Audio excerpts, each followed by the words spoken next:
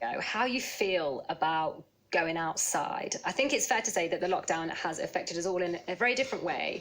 And for many, going outside is a new source of anxiety. Now, if this applies to you, then my next guest might be able to help you out. Dr. Julie Bradshaw MBE is a psychotherapist, a counsellor, a life coach, amongst a multitude of things. Julie, welcome to the programme. It's a pleasure to have you on.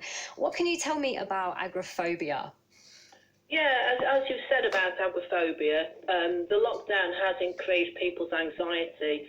Now, agoraphobia, obviously, it's an anxiety disorder characterised by, for example, fear of certain places and situations that the person believes is kind of difficult to escape from, such as you said, open spaces, public transport.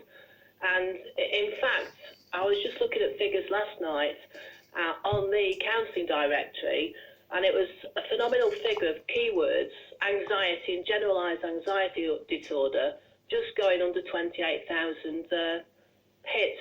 It's just increased during the lockdown. It does keep on going. Julie, it sounds like a really obvious question, but what do you think is the main reason as to why people are anxious about going outside? Is it obviously the big one is the virus, but there's a difference between going outside for a walk and going to a supermarket, for example. Are you seeing a difference in anxiety relative to different activities?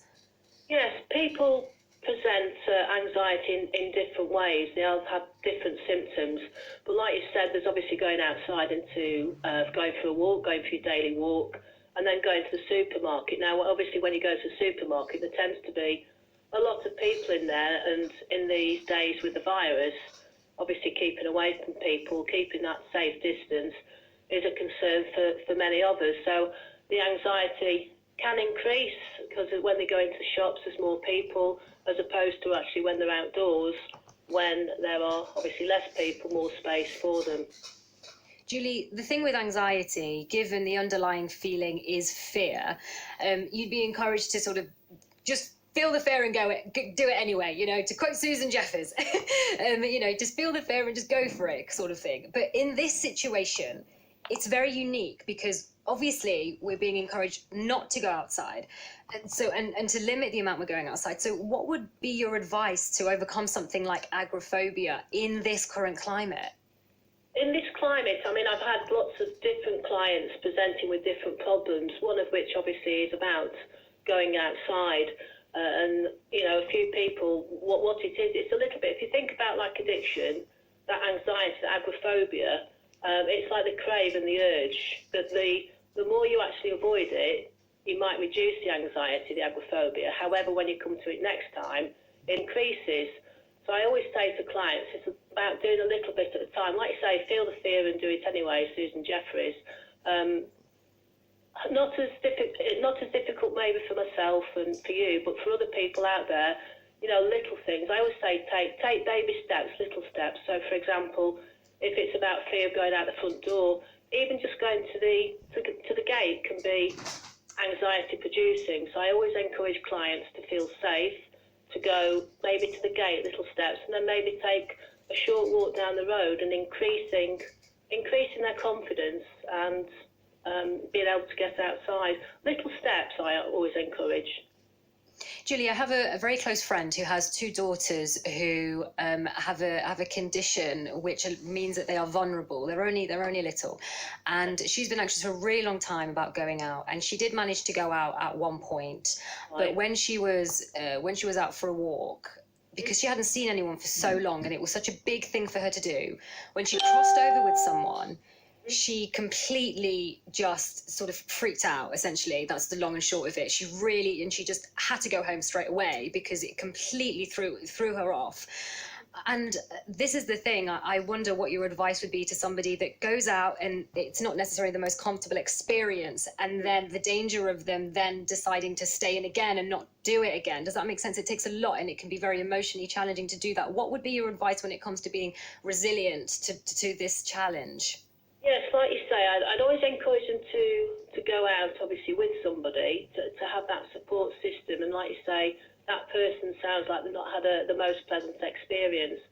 So I'd always encourage them to keep going at it, reduce the steps, come back to sort of, if you want to say that was stage 3, come back to stage 2, have somebody supporting you, being there for you, that you feel comfortable with, obviously within the social bubble ruling, and then just to carry on going forward and to discuss, obviously, because there's emotions attached to that. I always say there's emotions, and those emotions are obviously preceded by the thoughts. If you think of your mind, which is amazing, like a machine, whatever you put into it, it processes, and those feelings that go with it obviously result in the behaviour. So it's also about looking at the emotions, looking at the thoughts that go in. So as I say, your friend, depends on what their thoughts were. So look at the thought processes and help them with their thought processes about how it can affect their behaviour, if that makes sense. Yeah, no, it does. Julie, as a psychotherapist at the moment, what are the kind of things that you're hearing from people? You mentioned emotion there. Yeah. What are the feelings? What are the stories? Oh gosh, we'd be here all day, but there are lots of different stories. Fear obviously is a big one at the moment.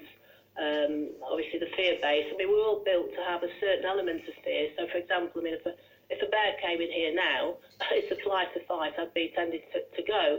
But there's obviously irrational fear and everything else like that links with anxiety. I've also come up, lots of people who are feeling sad,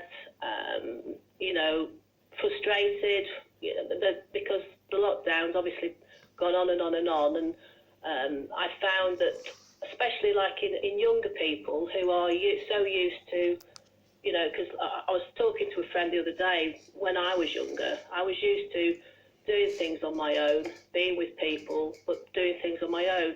Whereas the youth of today are more likely to, they're used to going out, they're used to going to school, they're used to going out with their friends. When that's all taken away, it does change them.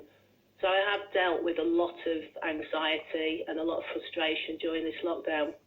I think, despite the fact that it is obviously, it's not brilliant, is it, that you're having to deal with that, and a lot of people are feeling this way. I wonder if there is some comfort in knowing that a lot of us are feeling the same way, and that there are a lot of people that are having these feelings of anxiety and having these feelings of fear, and thereby, if you are listening to this and you are feeling that way, then clearly, based on just Julie's one experience of working as a psychotherapist, you're clearly not the only one.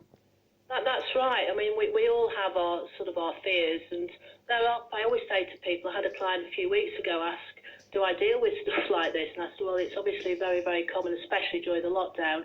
And just to be able to know that there are other people out there who are going through the same thing can be comforting, and to know that you're not the only one. And there are people that help. I work with different techniques, working with people, and I always work with them as opposed to, the techniques I use them with, and to encourage them to use it and to keep going forward.